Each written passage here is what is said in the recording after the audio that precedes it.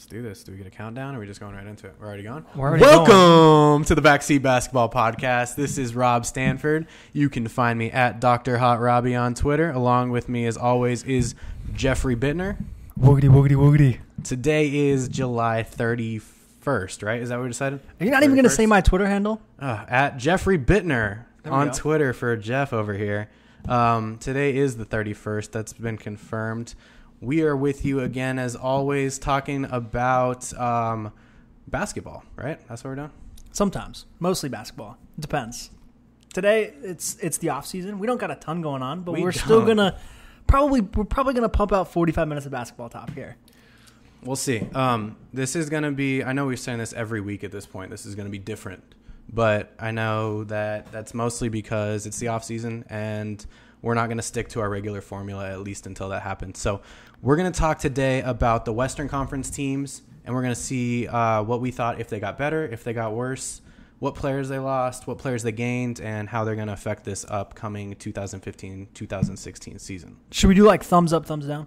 I don't think they can see our thumbs. Yeah, but we're gonna verbally say. Okay, we can do that. Yeah, verbally say thumbs up or thumbs down. That's fair. Does that work? That'll work for everyone here. Yeah, we're good. All right, so today we're going to start with, are we going to go in alphabetical order? Are we going to go with who's the worst? What are we doing here? I think we go alphabetical. Okay. By their city. By the city, okay. So. By the coach's birthday. Coach's last name of his wife's maiden name? No, that was said wrong. Okay, we're just going to start with the Denver Nuggets. That's probably easiest. Key losses for them. Obviously, last week they traded Ty Lawson. But that was pretty obvious. I mean, he had a DUI. He was talked about going out for the last month and a half. What do you think about that? Ty Lawson, unfortunate loss for them. He's obviously a great point guard, and he's going to continue to be a good point guard. But they've been looking to move him for quite some time. Right. They've been trying to trade him and Kenneth Faried for what seems like a couple months. I think this is a down tick, a thumbs down for the Denver Nuggets. I think they could have traded Ty Lawson 6 months ago, a year ago, and gotten more than a few minimum role players and a couple, draft picks. But that's just me. Right. See, for me, hindsight's always 20/20, and that's pretty obvious. And if we could have traded Ty Lawson 2 years ago, that would have been perfect. But in light of recent events, trading him now was the best option for the team, especially having drafted Moutier coming in right behind him. Back him up at point guard. Now he's going to come in, fill in as the starter. They were able to keep the better half of that trade in Kenneth Faried. So it's really going to be interesting to see what they put together. I don't think it's a thumbs down. It's definitely a thumbs down, actually. But it's not too far of a thumbs down. We're looking about the same. I mean, they were kind of treading water last year. They're probably still going to be treading water this year. Ty Lawson, to me, isn't as big of a loss because you have that backup coming in and also because of the off-the-court issues that he had. Agreed. So does Emmanuel Moutier immediately get the starting point guard spot? Who else do they have? I agree. I think they've got to give him the starting point guard spot. I mean, you draft someone number 4 overall, or was it number 5? Number 4 overall. They were number 4. They drafted number 4 overall. I mean, he has to start at some point. Might as well get him going in his rookie season. Do the same thing, basically, that happened up in Portland with Damian Lillard a couple years ago. They had Brandon Roy moving out of the 2, which cleared up some room at the guard spot. Obviously not the 1, but it cleared up some room at the guard spot. And they put Damon in his rookie year, comes out as a rookie of the year. Following 2 years, he's, if not an all-star, playing at an all-star level. So where do you think they end up in the Western Conference? I mean, they're not going to make the playoffs, right? No. So if they're not in the playoffs, are they 10, 11, 12? I mean, I guess what I'm trying to get at is, do they have to move Kenneth Faried at this point? And is Kenneth Faried worth anything? So Kenneth Faried's definitely worth something, mostly to other teams because he's still on his rookie contract. Once he moves above that, it's going to be harder to move him. But for now, he's super cap friendly. He's by far the best player on their team at this point. I mean, I don't know if you want to move him or you want to build around him, but those are really your only two options. Yeah, one thing that I just thought about is, what if they did a Porzingis, so a New York Knicks, Porzingis for Kenneth Faried? I got to ask you something. Why is Porzingis always in trade talks? Like, why does everyone care about him? He was drafted number 3 overall. The Knicks are going to keep him. You would think, but the Knicks have to start winning now, right? I mean, that's the big thing. Why? Because Carmelo Anthony's getting paid a boatload of money. But maybe Phil Jackson doesn't care about Melo. then why would you sign him to a deal or trade away Melo? If you're going to keep Porzingis and you're going to give him minutes, then I think you trade away Melo. So the thinking behind it business-wise is because you keep Melo to keep fans in the seats, but you still build around him with a young team. That way you can build a dynasty after he leaves. It's possible. It's real similar to what the Suns did with Steve Nash. This is true. Bringing up my Phoenix Suns, I gotcha. I just think, for me, if I was the GM, I'd pick one road. I'd go, hey, we're going to win now. They obviously brought in a Flalo. Now we're talking Knicks. We're supposed to be talking Western Conference, but let me. They brought in a Flalo. Let's do one of our classic sidetracks right here. They brought in a Flalo. They brought in Robin Lopez. They're obviously trying to win now. It makes sense to add, in my opinion, Kenneth Faried to that mix. I don't think the Knicks say no, and Porzingis does have an upside and potential. You give him Emmanuel Mudiay. Now you've got Kenneth Faried. You've got some of these other young pieces. I think it makes sense. See, I think the Knicks would say no to Porzingis simply because it was the number 3 overall pick, and they don't know what they have in him yet. I don't think it's out of the question that they trade for Faried with somebody else because he does fit into that system. They did miss out on Greg Monroe over the summer, so they're looking to fill on a spot that they clearly swung and miss on over the free agency period. So if they can somehow sway him away from the Nuggets, if they are really trying to get rid of him and keep Porzingis, that's the Goldilocks zone. I like it. Who's next? Next, we're going to talk about the 2014-2015 NBA champions, Chef Curry with the pot, Golden State Warriors. Who left? David Lee. That's it.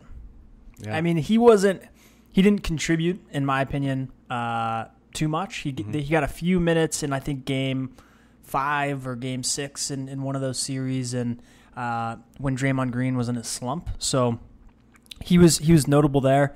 I think this makes sense.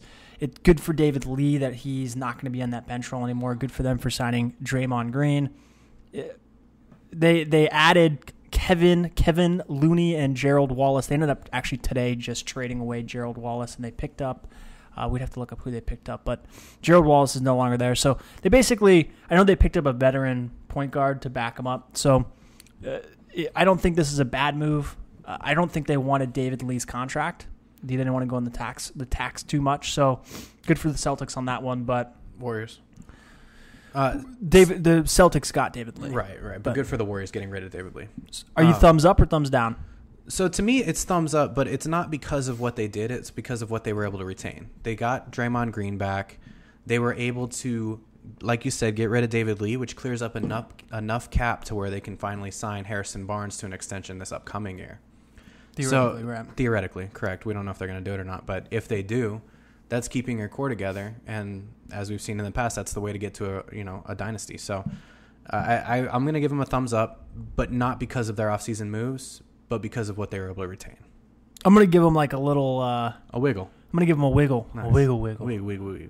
I think this is not necessary. I mean, you're losing David Lee, who was a perennial All-Star at one point. So it's a little bit. But that was almost before right. He even came It's to a the little bit Warriors. of a loss. They didn't get much back, but I agree with you. It doesn't hurt them at all. So makes sense. Mm-hmm. Houston Rockets are next. They had a pretty interesting offseason. They were able to make a splash in free agency with filling a need with Sam Decker. They just traded for Ty Lawson, who we talked about, who's a great point guard. If they're able to somehow get him under John Lucas's coaching and really, tone him back off the court, then, he's one of the best point guards in the league. John Lucas? Ty Lawson. John Lucas is the coach. Of the Rockets? Right. One of the coaches. Okay. I'm on a basketball podcast, people. This is sometimes where you got to amateurs ask questions. Take the wheel. Did we say that? Backseat basketball, where amateurs take the wheel? That is the point of the podcast. I'm allowed to ask questions, It makes sense. We look stuff up as we come. But they actually made 2 real big splashes in rookie free agency. Why don't you talk a little bit about Montrezl Harrell, their second pick? Yeah, Montrezl Harrell, interesting pickup. I'm surprised he slid as far as he did. I'm more impressed with Sam Decker. I think Sam Decker fills a great need for them. It's going to be interesting to see with him under the tutelage of some of their defensive-minded wings. I think it's good. Ty Lawson. I think Ty Lawson's going to be real interesting. Ty Lawson's either going to be a moot point for them and is not going to provide anything, or it's going to be a huge bump for them, and this is going to take them over the edge to put them in the Western Conference Finals. Right. And really all the Rockets lost this year was Josh Smith.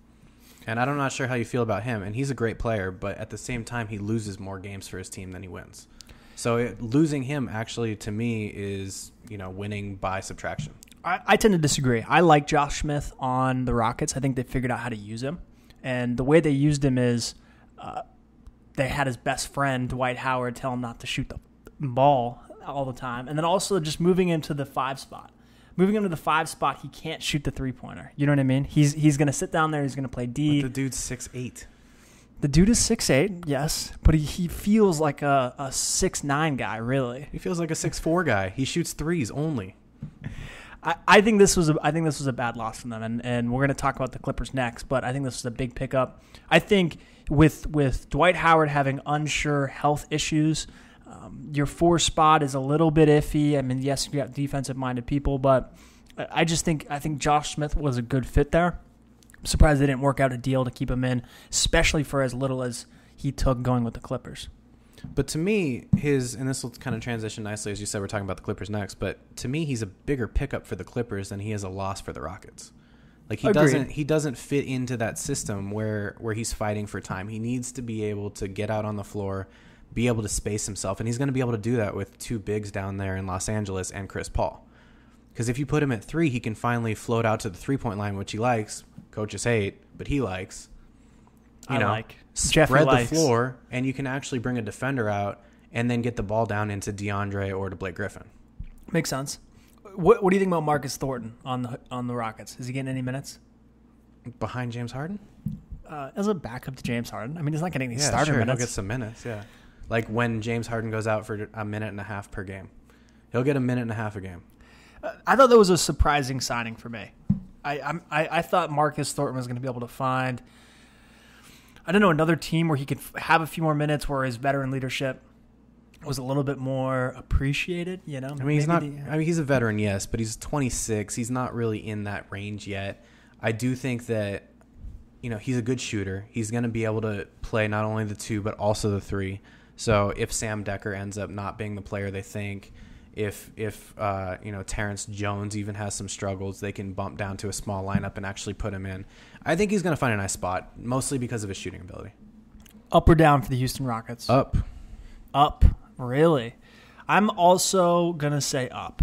And for me, it has mostly to do with the Ty Lawson trade and the potential to get whatever you can out of that. Agreed. Yeah, I think Ty Lawson gives them an extraordinary new dribbler, a new ball handler, and Montrezl Harrell. I mean, and we'll actually get to see what James Harden does off the ball now, which is what he did in Oklahoma City when he was really thriving. And not to say he didn't thrive last year; he was MVP worthy last year. But he'll be able to create space for himself, and also have Ty Lawson create space for him. The one thing I worry about, and we'll just have to see, and it'll obviously get corrected if it needs to get corrected. I mean, if James Harden decides he needs the ball, he's going to get the ball, and Ty Lawson's going to play off the ball if they need to. But like Monta Ellis with the Mavs, this is a very similar thing where he was the 2-guard, primary ball handler, and then they bring in Rajon Rondo. He's no longer the guy who facilitates everything, and he's struggled. Right, but James Harden primarily struggles when he plays the point. When he gets off the ball, that's where you see him. When he was at Arizona State, when he was at Oklahoma, It'll be interesting to watch. His first year in Houston. Last year was really the only year he was the primary ball handler. So you're right. It's gonna be interesting, as you said, and I think that it's gonna work. I really do. I think it's gonna help him a ton. Next, my LA Clippers. Your boys. So are we gonna start talking about bets yet, or is that gonna be for a later podcast? Dude, that might be the next. I think we're doing the Eastern Conference rundown next week, and then maybe the week after that we start getting into money lines. Because, okay. Well, then we'll save what we're about to talk about for 2 weeks down the road. If you want to drop it right now, you want to talk about the Clippers money line? No, I don't. Let's talk about actually who they gained and who they lost. Gained wise, the biggest splash is probably Lance Stevenson. He fits into a starter's role. How do you think he works in that offense? I think he's an interesting pickup. I don't think he gets the starting spot over J.J. Redick, at least not at first. He's going to have to prove himself. He had a pretty bad year last year. Well, J.J. Redick was barely the starter last year. J.J. Redick, in my opinion, is the glue that holds that team together. He's the level-headed, 3-point shooting. LA type man. He's their poster boy. You don't put your poster boy down at the bench. JJ Redick is not the Clippers poster boy. Let's just get that straight. If you think so, let's just pretend that that's not common knowledge, because I'm not aboard on that. Dude, you don't get a name like Chronicles of Redick without being sweet. That's your nickname. You don't get a nickname from Jeff like Chronicles of Redick for not being sweet. I think, in my opinion, the biggest pickup here, if I had to rank them, is Paul Pierce, Josh Smith, and Lance Stevenson. Lance Stevenson has the potential to be a good pickup. He's young. He's got a lot of potential. You think the backup 4 is going to be better than the potential starting 2? Or are you saying that Josh Smith at one point is going to start over Blake Griffin? No, I'm not saying that at all. Okay. I'm saying for a team that had no bench depth, for a team that had a great starting 5, potentially one of the best starting 5s-ish, a nice big 3. It's a generous-ish. Right. They basically had 6 people who were good at basketball on their team last year. To pick up bench people like Lance Stevenson and Josh Smith, I think is huge. And they've had a problem with bench big guys for a really long time. I think Josh Smith is an interesting pickup here. He can rebound. He can play defense. They're going to go small ball a ton. And I think he's going to be able to provide some off-the-bench small ball. But in my opinion, the biggest thing is the truth. The truth is the truth is the truth. I think Paul Pierce here puts them over the playoff edge. They don't lose a series like they lost to the Rockets if you have Paul Pierce on your team. He would make you cry before he loses that game. Let me tell you how you do lose that series with Paul Pierce. If you foul DeAndre Jordan 150 times, just like the Rockets did. Paul Pierce will get DeAndre to practice free throws. That doesn't make him better at it. That's definitely his first thing on his to-do list, is just teach DeAndre how to shoot free throws. See, to me, I'm going to rank my gains on their team. I'm not going to shortchange Josh Smith. I think he's great, but I still think he's behind Lance Stevenson. Lance Stevenson for them is the biggest off-season pickup. Josh Smith does fit in nicely because, as you say, they can play small ball. They can move him to 3, which is what I was saying earlier. He can space the floor and give room to DeAndre and Blake Griffin and still crash the boards. Where I disagree with you is I think Paul Pierce is probably the least valuable pickup, and not so much for his career, but for the Clippers. I don't think he's really going to do much in LA as far as playing time goes. I think they have a chance to win a championship. They have a chance to go deep into the playoffs, but they don't need that veteran leadership. It's not like that's what they were lacking last year. Would you rather have Matt Barnes or Paul Pierce on your team? That's not the point I'm making. I mean, it's clear I would rather have Paul Pierce. But what I'm saying is the veteran leadership that you're weighing so heavily on Paul Pierce was already provided by Chris Paul, Blake Griffin, and DeAndre Jordan. To some degree. I think Paul Pierce. Yeah, I think Chris Paul is that veteran leadership. Blake Griffin's turning into a little bit of that leader. DeAndre obviously is the longest standing Clipper on their roster, so he's providing a little bit of that. But Chris Paul is the leader of that team. And regardless of who you bring in, even if it's Michael Jordan to come play shooting guard, Chris Paul is still the leader of that team. I think Paul Pierce has shown to be able to provide veteran leadership, and even if they don't need it, he's able to work with other stars. And he fits into his lane really well, and it's, hey, I'm going to be an energy guy. I mean, they lost energy in that series with the Houston Rockets, and that's what lie. I mean, they just gave up. And Paul Pierce is going to be that energy guy. He's going to be the guy knocking down three-pointers. He spreads the floor, in my opinion, better than Matt Barnes. He provides more energy, a little bit better defense. He's just got that fight. Like, I like him. Did he sign a 2-year contract or 1 year? I don't know. That's a great question. I want to say maybe 2-year with an option, but I'm not sure who's got that option. We can look that up. But, I mean, regardless, he's going to help. I'm not shortchanging that. He's going to help. And don't get me wrong. I think Lance Stevenson, I think they had to get Lance Stevenson. We talked about this in a previous podcast. I think it's a huge pickup for them because they didn't have to give up that much. And he does have that potential. He played. If you put Lance Stevenson in a spot that has other people as the stars. I mean, you look at Indiana where you have Paul George, you had Danny Granger at the time. You had some of these veterans telling him where his spot was and what he can do and what his role was. I think he has that same thing here on the Clippers. And he performed in Indiana for that one playoff series. I think he can do the same thing with the Clippers, but he's going to have to prove himself. For you, tell me what Josh Smith brings to the Clippers over what Spencer Hawes could have brought to the Clippers. I think Josh Smith brings more rebounding. I think Josh Smith brings... Then Spencer Hawes? Yeah. Okay. Yeah. More rebounding. I'll disagree on the rebounding. Okay. More rebounding. I don't think he brings this kind of like back to the basket where he can do the lobs and the dunks. I mean, it's Lob City, right? He can do the alley-oops. But you can't have 3 people sitting in the paint with Chris Paul just throwing it up hoping someone catches it. Right. He's going to play when DeAndre, one of the two is out. Right, when one of the two's out. Gotcha. And he's, again, going to provide – he's a serviceable backup. When Spencer Hawes was backing either one of them up, there was a noticeable lack, in my opinion, defense. He didn't even play. He didn't even dress out for most of the games. Because he was bad in the beginning. He didn't play well. I mean, he wasn't even invited to the games. Like, they're just like, yo, dude, just stay home today. You know? Yeah, and there's a lot of people who said that was a mistake and that Spencer Hawes deserved more playing time. There was a game where he really did perform and held his own weight. What I'm asking you is, what are the chances of that happening again with Josh Smith? Possible. It's possible. I mean, when you get in the playoffs, you start to tighten up your roster, right? You don't play 10 guys deep anymore. Well, I mean, at that point, you already 7, know 8. who you have, right? You know so who you have. You don't need to experiment with the rookies. You don't need to give the veterans moving over to your team a second chance because you know what you're working with, and it's the playoffs. I mean, you don't have a chance to, test and lose. Right, and that's the thing is the roster does shorten up in the playoffs, and so maybe Josh Smith falls off. I mean, we know it's the starting 5, and then Austin Rivers is teetering on there to potentially win the starting point guard role. Oh, he will. Just give him till the All-Star break. They're going to trade away every point guard on their team and just have Austin Rivers. That way he has to play 42 minutes a game. Yeah. So you think Spencer Hawes was a loss for them? I mean, no, I don't think Spencer Hawes was a loss, but I think that if they use Josh Smith the same way, then it's static. I don't think you use him the same way. I think Spencer Hawes he was a big who did spot up threes, and they just told him, hey, dude, go shoot some three-pointers to space the floor. That's not Josh Smith. If Josh you Smith change is the defense. names out, that's the exact same thing Josh Smith brings. No, Josh Smith brings defense. He is more back to the basket. He's more alley-oops. He's more alley-oops. And when you combine that with Chris Paul, I think it's a good fit. I really think this was a good pickup. For a team, I mean, let's just put it this way. For a team that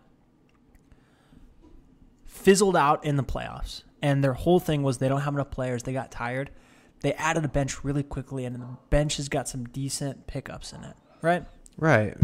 But to me, I disagree wholeheartedly with what you're saying about how Josh Smith plays the game. He's not a rebounder. To me, he doesn't play back to the basket.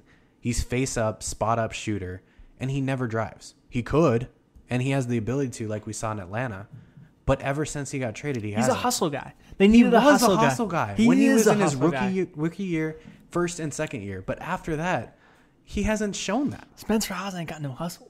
Neither does Josh Smith. This is my underdog pick. This is my money line bet for the championship. It's Clips. Dude, we should just start making some individual bets here and see what happens as far as like the outcome on the season goes. We've got it recorded. What do you think? I'm saying Josh Smith will average less than 3 points a game. I don't know if I can take that. Right, exactly. Thank you. Okay, so you do agree with me. Let's talk about the next team. Los Angeles Lakers made a big splash, especially at the point guard position, bringing in D'Angelo Russell and Lou Williams, who can both play combo guard to a certain extent. D'Angelo Russell probably gets the nod, but I guess they could probably start both of them because I heard talks that they were thinking about moving Kobe down to 4 even. I don't understand how that works. It's the Suns. Well, they're not moving a 2 guard to the 4 spot. Up or down for the Lakers?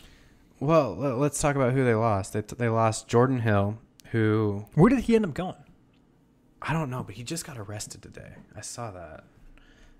They lost Ed Davis going to the Blazers, who actually is probably end up starting in Portland, and we'll get up to them here in a second. But outside of that, they didn't really lose anyone. I mean, they lost Jeremy Lin, but they replaced him, as we said, with the number 2 overall pick. Jordan Hill was arrested for reckless driving. He went to the Pacers. That's a good pickup for the Pacers. I like him over there. Yeah, so they did lose some people, but they brought in Roy Hibbert. So it was basically a Jordan Hill for Roy Hibbert trade. Yeah. Interesting. I like D'Angelo Russell. I think Roy Hibbert. I'm going to give the Lakers a thumbs up, and this is why. They made an effort. And they got, just like the Knicks did, they got as many decent players as they could. Is this going to add up to a winning team? Not at all. Unfortunately, no. Kobe's going to play this year out. It's going to be another unfortunate year for Kobe. I love you, Cobes.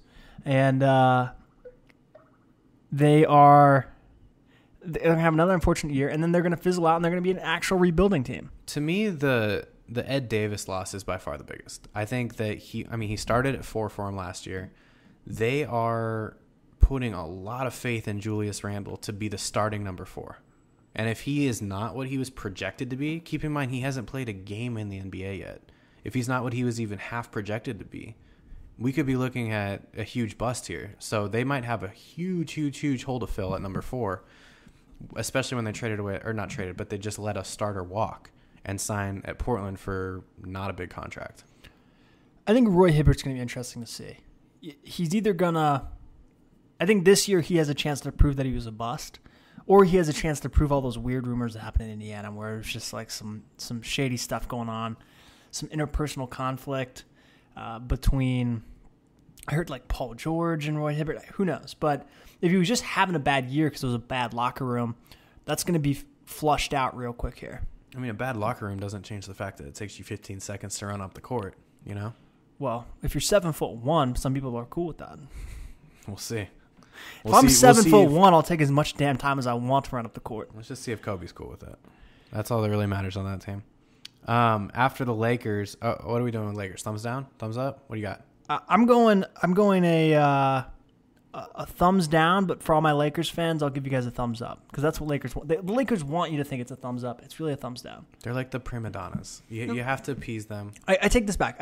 They did as best as they could with what they had. No one wants to go there. Which is a really good way of putting it. I mean, it's not like no matter what happened, unless they got Aldridge, that they were competing for a playoff spot this year. So, agreed. For me, it's also a thumbs down, but it has a lot to do with losing Ed Davis. I mean, the Jordan Hill and Roy Hibbert thing is a wash, more or less, for me. I think that they got the worst end of that. I would rather have Jordan Hill than Roy Hibbert.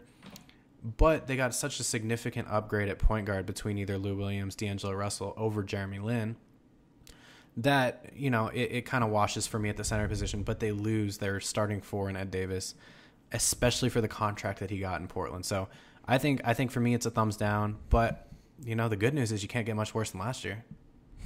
This is true. And they don't, well, so the other thing to think about here, unless they lose, unless they're the top 3 worst teams of the league, they're losing their pick this year. It's only top 3 protected, and that goes to Philadelphia. So they're kind of in a bad spot. I would have probably tanked another year, but maybe they are tanking. Yeah, who knows? So, Grizzlies. Next up, Grizzlies. They biggest thing for me is they retained Marc Gasol, but they also brought in Brandon Wright to back him up. As we mentioned earlier from the Clippers, Matt Barnes is coming over to Memphis. And thirdly, was that it? I think that's all they got. Yeah, I think Brandon Wright is a huge, sneaky pickup for them. It's real big. He's a great backup center. He's cheap Tyson Chandler, which still surprises me. And he got an insane contract. It's something like really small. I mean, I think he's getting paid $5 million. Real cheap Tyson Chandler. I mean, he did so well on the Mavericks, played well on the Suns, even though he got traded midway through. And I think this is a big pickup for the Grizzlies. I think Matt Barnes also fits their gritty style, D first, don't worry about offense. Marc Gasol will carry us all the way to the promised land kind of game plan. Right. And the beautiful part about the Grizzlies is they didn't really lose anybody. They lost John Lure, who is, he's a good player. They lost Costa Koufos, who again is a good player, but neither of them had significant time off the bench. Koufos did in the playoffs, but in the regular season, neither of them were averaging more than 15 minutes a game. So it wasn't really like you lost a bunch of people. They didn't really gain a bunch of people, but they were, the number 2 team in the Western Conference for the majority of last year. And I think part of what this is what are your needs, right? I mean, so they have Jeff Green. They had Jeff Green at the 3. Matt Barnes is either going to be able to replace him or come off the bench and be a serviceable, if not better, replacement. I think this is a thumbs up for them. And Brandon Wright, I mean, Jeff Green at sometimes looks like an all-star, and it sometimes looks like he doesn't belong in the NBA. Right, but Matt Barnes never looks like an all-star. He never looks like an all-star, but he gives you what he gives you. He gives you what he gives you. So do I. I'm not going to start for the Grizzlies. No one's paying you to give us what you give us. Right, yeah, exactly. I don't think Matt Barnes is an upgrade. I'm not saying he's an upgrade, but he's an upgrade to the backup. He's a serviceable replacement level player. Agreed. I don't really have much to say about the Grizzlies. I think for me, they're right thumbs down the middle. I mean, I could give them a thumbs up because last year they had a good season. They were a playoff team, and they were able to keep that together. But bringing someone in, they didn't really. I mean, Brandon Wright, like you said, was a big pickup. I'll give them a thumbs up simply because of that, I guess. I'm gonna go thumbs sideways, and this is why. I think this was an improvement. I think this covers the delta that they lose for being old. Like having it be 1 year more. They got Matt Barnes though. Right. Having it be 1 year more, they're probably gonna downtick whatever. Let's just say 10% because now. Dude, age gets Gasol's another 8 year older. Zach Randolph is another year grumpier. This covers that 10%. These Conley's upgrades. Another year injured. Right, exactly. So, Timberwolves. Next up, T-Wolves. I've been a big fan of the T-Wolves and what they've done in the past 2 years. I think that's how you rebuild a team. You keep playing hard. You're not tanking. You're picking up draft picks and you're trading for young talent. They pick up Karl Anthony Towns. They pick up Tyus Jones, both in the draft. And really the only player they lost this year was Chase Budinger. And as we talked about in the earlier podcast, I mean, he's good, but he's good on offense. He doesn't have a defensive game. He's a spot-up shooter. And when he does shoot, he's still only about, he's not a knockdown shooter like you would expect him to be. Yeah, I think this is an uptick for them. I mean, Timberwolves are the first team in a really long time who were the worst team and actually got the first overall pick. So that's a huge up right there. Karl Anthony Towns was regarded as the best player in the draft, and he's got the potential to really knock it out of the park. I think one of the underground pickups here was Tyus Jones. Mm-hmm. You really start to see the formation of a young team that's going to grow together that has a lot of superstar potential. Tyus Jones, Andrew Wiggins, Karl Anthony Towns.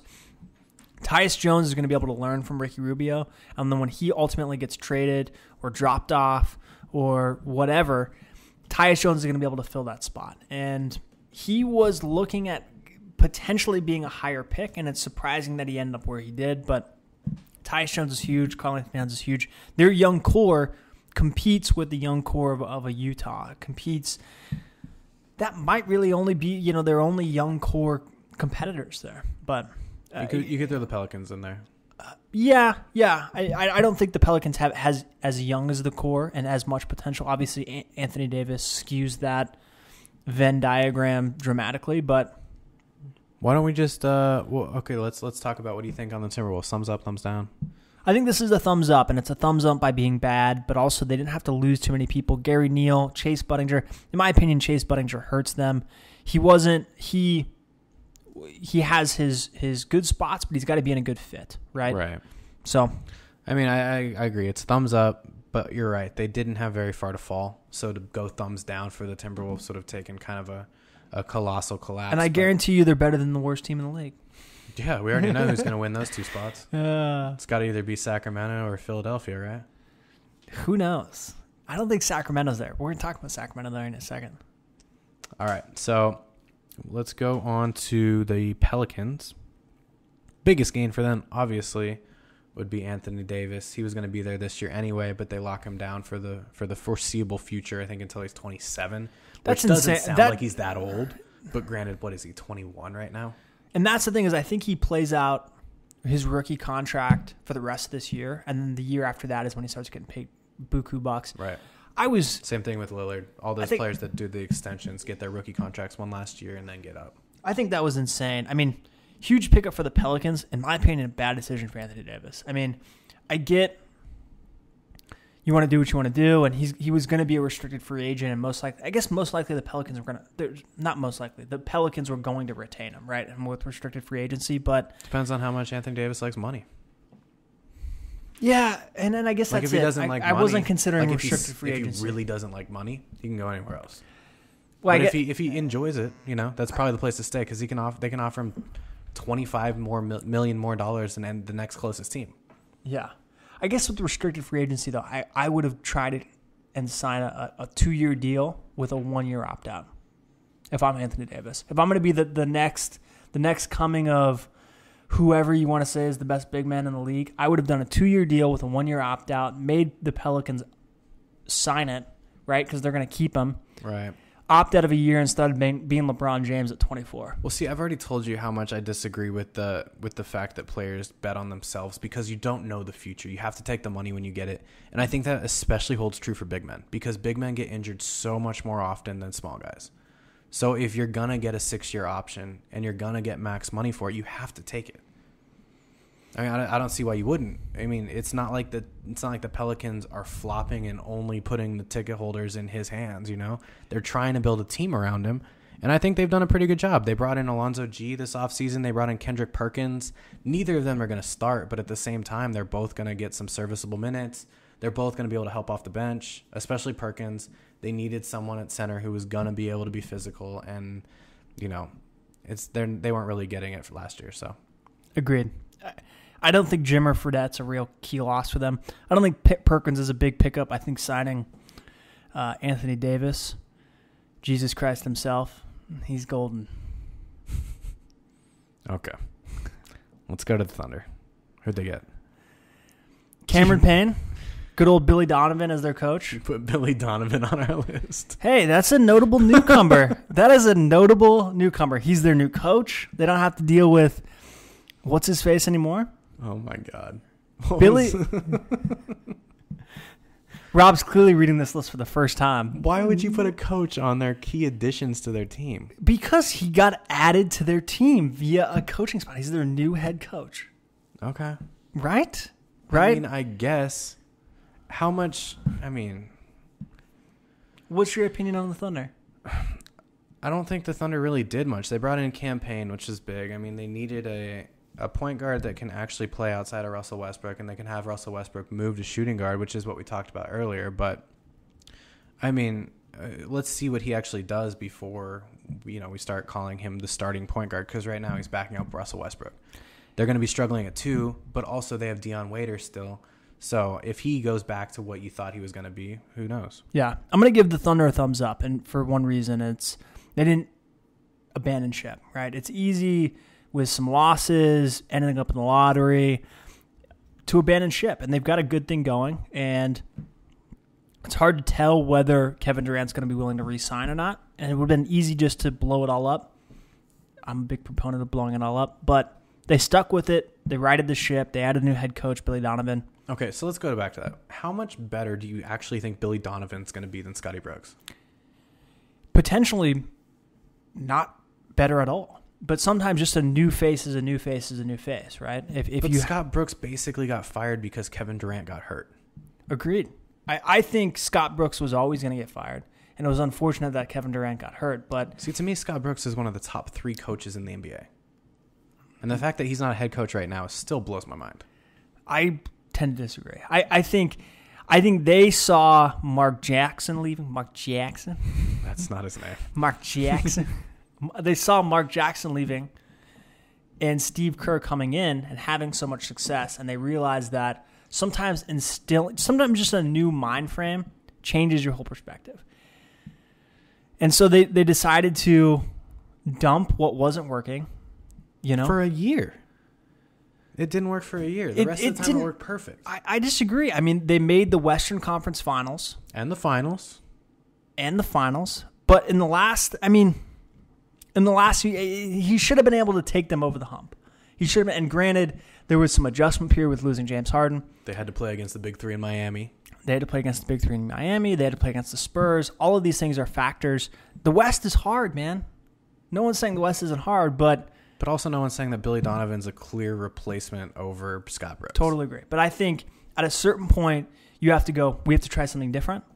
And you're not going to lose Westbrook. You're not going to lose Ibaka. You're not going to lose Kevin Durant. So what do?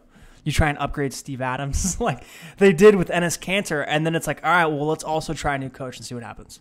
All right. Yeah, so to me, as we said, Cameron Payne is probably the biggest addition. Retention-wise, Enes Kanter, huge. wish they didn't have to sign him for max money. But at the same time, he's going to be a good player. Let's see if he actually lives up to the contract. But they didn't really lose anybody. They lost Jeremy Lamb, who at this point was their backup shooting guard. And they're already weak at shooting guard. So for that, I mean, they didn't really lose too much. But for me, Thunder, thumbs up. Agree. I think thumbs up because they didn't blow it up. I like it. Let's see if they can keep Kevin Durant, because then that'll actually determine where my thumb's pointing at the end of the season. Suns. Are you a Suns fan? No. Am I a Suns fan? Yes.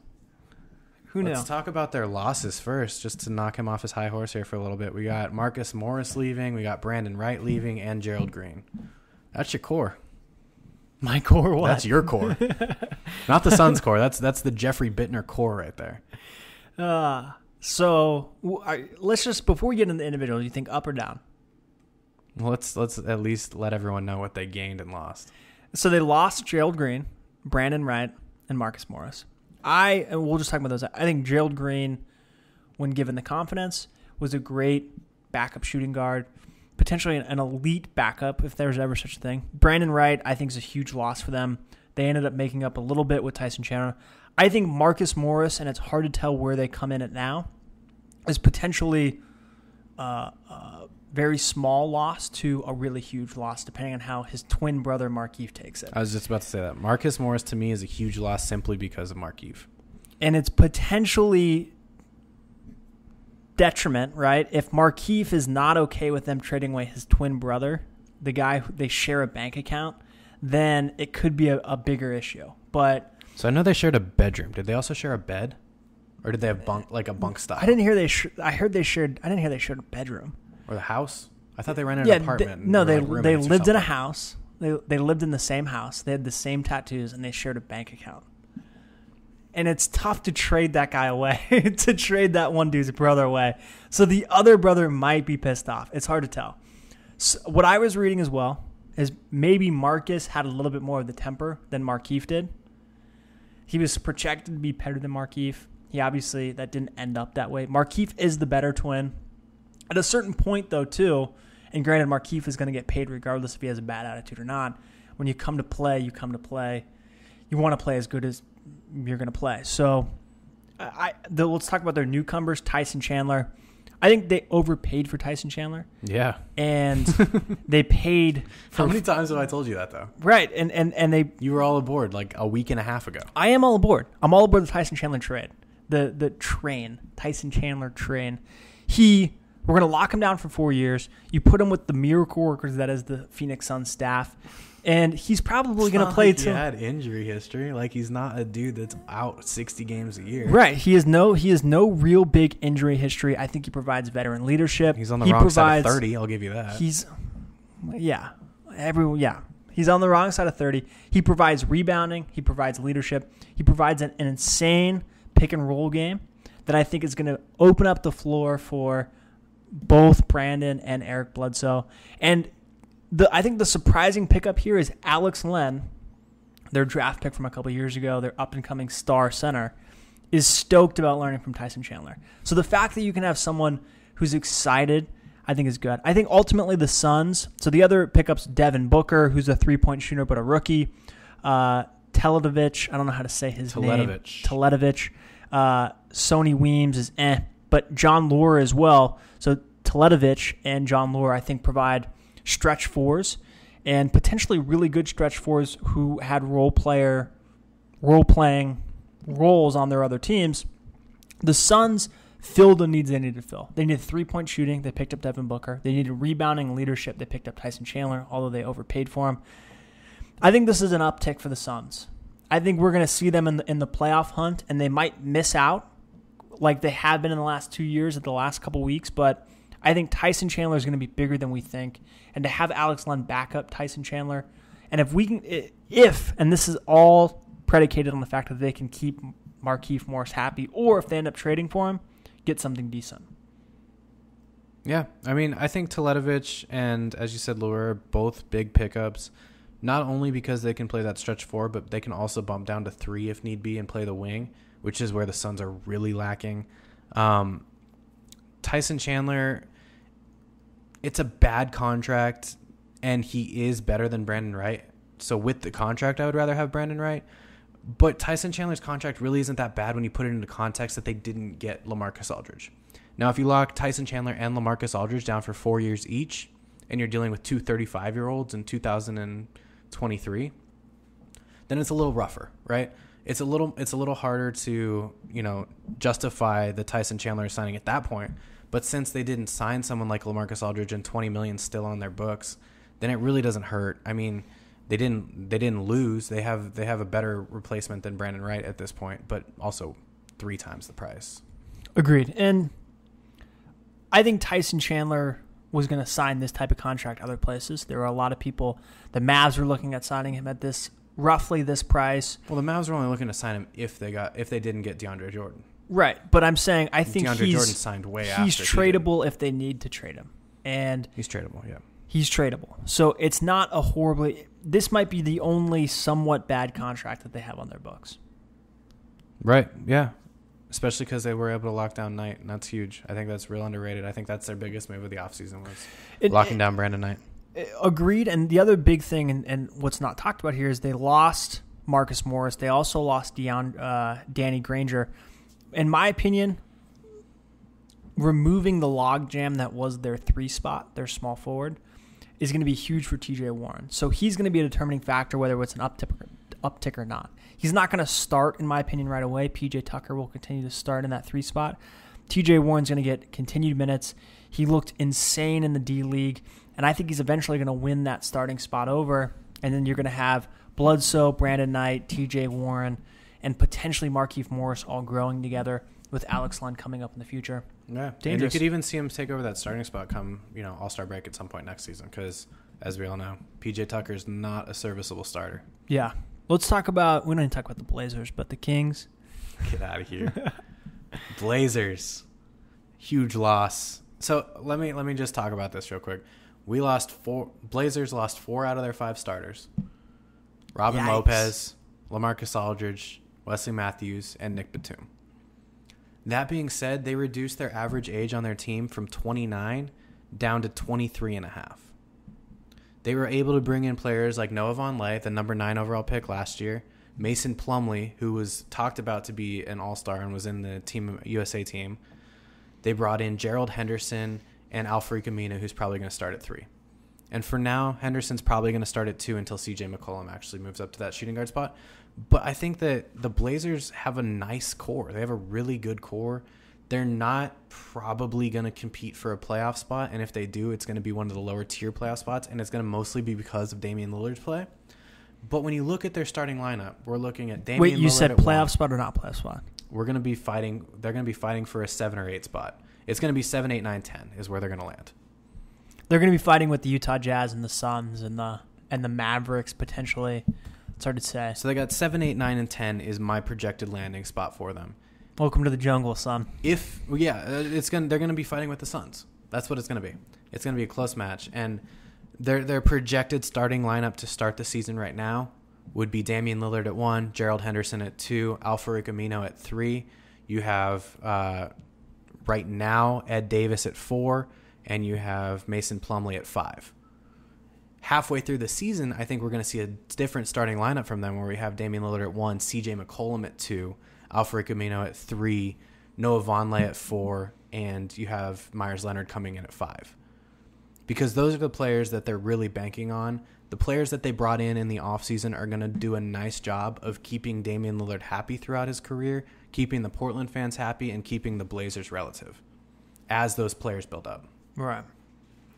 So up or down? So you can't really compare it. Like Noah Vonleh to Marcus Aldridge is like they went from competing to rebuilding, but they're rebuilding really well. Exactly. Yeah, so Noah Vonleh to LaMarcus Aldridge is like comparing me to Kate Upton on a hotness level, right? Like it's not any comparison. Don't discredit yourself. I'm getting there. It's not any comparison, but at the same time, it's not bad. You know? Yeah. It's not Dr. Hot Robbie for nothing.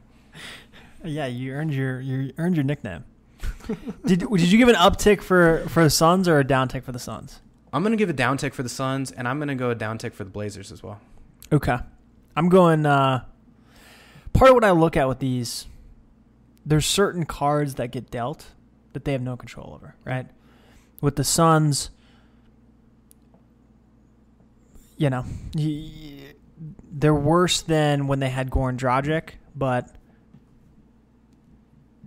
they're worse when they had Goran Dragic, but you can't. There's nothing you can do about that. And I think the same thing with the Blazers, right? I think Wes Matthews was always gone because they weren't going to pay him the max. I think LaMarcus Aldridge. That was the biggest part. Like, Wes Matthews gone, everyone sees as a huge downturn. The Blazers had no intentions on signing him. Right. And LaMarcus Aldridge, like, he obviously wasn't going to stay, so, like, that's not their fault. So I would almost give them both. I'm still a big proponent of the Nick Batum for Noah Vonleh. I think dealing with their both of their situations, I think I give Suns and Blazers both upticks. Okay. Yeah. So dealing with the lemons that are dealt, they both made lemonade. Yeah. Let's we got 3 more. Let's try and what we got? We got 4 Kings. more, right? Kings are next. We have 3 more or 4 more? We got 4 more. Kings, Spurs, Jazz, Mavericks. Let's go with the Kings. Who'd the Kings gain? Kings, good old Kings. They Rajon Rondo, Willie Cauley-Stein, yep. Kostas Goufus, Yeah. Marco Bellinelli. Yeah. They lost Nistauskas, Derek Williams, Jason Thompson, and Carl Laundrie. What are your thoughts? Biggest loss, Nick Stauskas, and that's simply because of last year's. I mean, he was a rookie, you know. That being said, it's not a huge loss for the Kings because he's the exact same player Ben McLemore was, right? He didn't do anything to separate himself over Ben McLemore. They're both primarily shooting guards. I mean, they both are shooting guards, but they're both primarily spot-up shooters. So losing Stauskas for the Kings doesn't do as much as gaining it does for the Sixers. That being said, Derek Williams was, at this point in his career, we can pretty much call a bust. Jason Thompson, nobody. Carl Landry's probably their most talented player that they got rid of. But at the same time, they didn't really bring in much. Willie Cauley-Stein, probably their best upgrade. That being said, they had to build him through the draft. Through free agency, they brought in Rajon Rondo, who literally got ran out of Dallas. I mean, Costa Kufos, who, like I said, was serviceable in the playoffs, but he's never been a perennial, like, anything. And Marco Bellinelli, who's another spot-up shooter and a decent replacement for Stauskas. Yeah, I give this one a sideways again. I'm giving this a thumbs down. I think the Kings. Rajon Rondo, they had to take a flyer on some people to try and upgrade the crazy. Rajon Rondo, I think, increases the crazy. Same with Willie Cauley-Stein. I have the potential. I think they have the talent level, if they perform anywhere near their full potential, to also be in the running for a playoff spot with the Suns and the Blazers. What? Call it crazy, son. That's crazy. Okay. Let me bring this up real quick. So George Karl, right, a no-nonsense coach, brings in players already there. Let's just talk about Boogie Cousins. Yep. Who is a nonsense player. Yep. Rajon Rondo, a nonsense player. Yep. And Willie Trilly Cauley-Stein. Yep. How is this happening? This is like when you get a Rubik's Cube, right? And you have like the outline all yellows, except the middle one's still a blue. Yeah. Like, what the hell are you supposed to do now? It blows your mind. I got you. I think the talent's there. I don't love...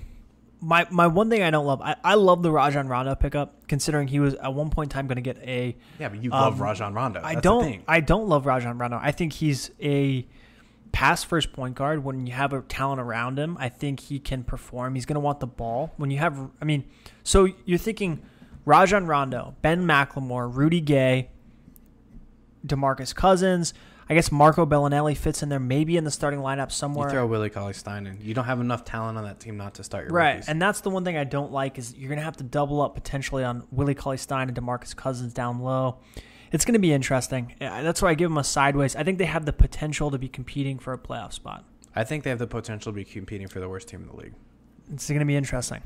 Next team, we've got the Spurs, obviously a playoff contender after what they did this offseason, gaining LaMarcus Aldridge, David West, Jimmer Fredette. They also retained Tim Duncan. They didn't really lose much either. Uptick, baby. I mean, do we need to talk about them? Marco Bellinelli's been under the tutelage of... Tutelage, I think it is. Tutelage. Tutelage? I thought it was tutelage. Tutelage? Pretty sure I'm saying that right. Tutelage. Yeah, I'm gonna stick definitely with tutelage. of the big old pop and the big three, and I think that's part of the reason why he's an interesting pickup for the Kings. I think he's an interesting loss. He's one of those role players. Part of the Spurs system is you have good players, but then you have role players who know their spot. Right? Like Bellinelli's been in the league before the Spurs, and he was a nobody still. Right. I mean, and he wasn't that great on the Spurs, but he was definitely better on the Spurs. Let's see what he does on his new team, but, I mean, it's not going to be the same without Popovich. I think it's a bigger loss for the Spurs than it is than a pickup for the Kings. And This is why. It's because he's a role player who knew the system, knew his spot, knew his lane, and played well doing that, right? It's like, hey, you're just going to do this one job for 25 minutes a game, not even 25 minutes, 18 minutes a game, and you're going to do it really well. And he did that. I think losing Corey Joseph's a little bit of a loss. Losing Thiago Splitter's a little bit of a loss, but ultimately gaining LaMarcus Aldridge, Davis West. I cannot talk today. Losing David West, picking up Jimmer Fredette, I think is also an interesting pickup if they can work together in the system. To me, Jimmer Fredette instantly replaces Marco Bellinelli. He's the same player, same position, same style. He doesn't have as cool of a name, Marco Bellinelli. He doesn't, and maybe you could throw that Jimmer Fredette. Jimmer Fredette. You have to throw the Fredetta.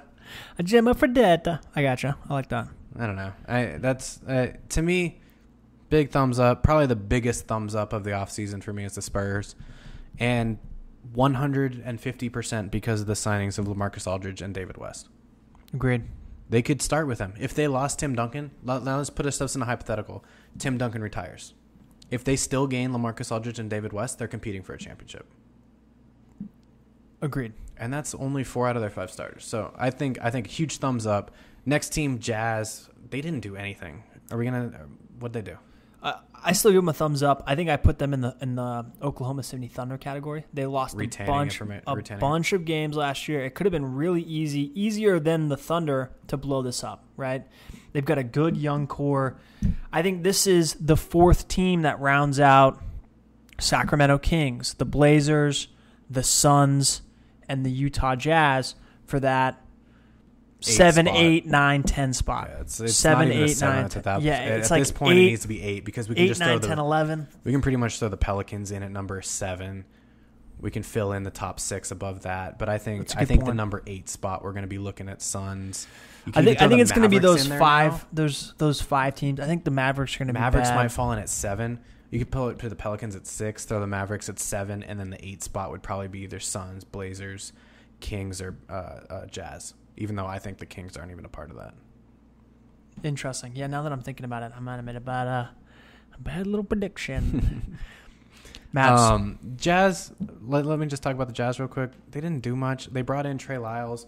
To me, the biggest part was they were able to keep Dante Exum. I know that he was never really involved in super blatant trade talks, but his name was getting tossed around because they have Trey Burke. But I think that eventually Exum is going to be able to not only take over that 1 spot, but be able to jump to the number 2 and play a combo guard where they can decide at that point between either Trey Burke or what's his name? Alec Burks. Are you assuming that Dante Exum knows how to play basketball? Yeah, dude. Everyone in Australia said he did. Yeah, I've never seen him play a game. Hey, I'm just listening to my homies down under. Okay. We love you, Australia. We love you. Do we have any listeners in Australia? Oh, I'm sure we do. Probably. Dante Exum's family. What's up, buddies? The Exums, the Exumests. All right, last team. We're going to talk about the Dallas Mavericks. For me, I'm going to throw a loss in there. Wait. Jazz, up, down? You said up already? I said up. I'm going to say up for the Jazz as well. Simply because, like you said, they were able to retain. Didn't do too much, but they didn't lose anything. Last team on our docket, as we said, was the Dallas Mavericks. I'm going to throw a loss in for them with DeAndre Jordan. Even though he was never on their team, he was for about 2 days. So I'm gonna put him as a loss. Monte Ellis as well. They also lost Monte Ellis. They lost Tyson Chandler. Bringing in players, it was slim. I mean, Zaza is an interesting pickup. Not. Yeah, that's like the most sarcastic thing I've ever heard you say. This to me is, we had the biggest thumbs up with the Spurs. To me, the biggest thumbs down goes to the Mavericks. They were able to bring in Wesley Matthews, who we talked about earlier, but they brought him in on a max contract, and that's way overpriced. I think the big thing is, and I actually heard Mark Cuban talk about it today, is they're banking on the fact that he's going to get healthy. That's not a guarantee. But you don't pay someone max money for someone to get healthy. You see what they're like after they're healthy, and then you give them max money. Agreed. They had to gamble. It makes sense. Up or down? I'm down. That's my biggest down. My biggest down is the Mavericks. My biggest up is the Spurs. I'm also going to go down for the Mavericks. It was looking interesting if they got DeAndre Jordan. You can even throw Rondo into the loss. We didn't even mention the thing is, they did get Deron Williams. Now I'm thinking about it. Yeah, they're still a down, but they're an interesting team. I think the DeAndre Jordan would have made them, push them over the edge. It would have been up for me at that point. But Deron Williams, Darren Williams. What do I keep saying? Deron. Like he's from some other place besides America. It's Darren Williams. Sorry, Darren. I don't even mean to do it. But you've done it since I've known you. I just ingrained in my brain as Deron. Oh, my God. We got to end this. Darren Williams, Wes Matthews, Chandler Parsons, Dirk Nowitzki's an interesting starting four. You can't take that. But then you got a weird 5 spot. I think that hurts them. Yeah, obviously. I mean, if they were able to fill in DeAndre Jordan at that spot, it would have been perfect. But that didn't happen. Should we wrap this bad boy up? Let's do it. What do you got? Backseat Basketball, hey. Check us out on iTunes. Follow us on Twitter. YouTube. Whatever you like. I'm Jeffrey Bittner. I'm Rob Stanford. At Jeffrey Bittner. At Dr. Hot Robbie. Dr. Hot Robbie. Thank you for listening. Have a good one.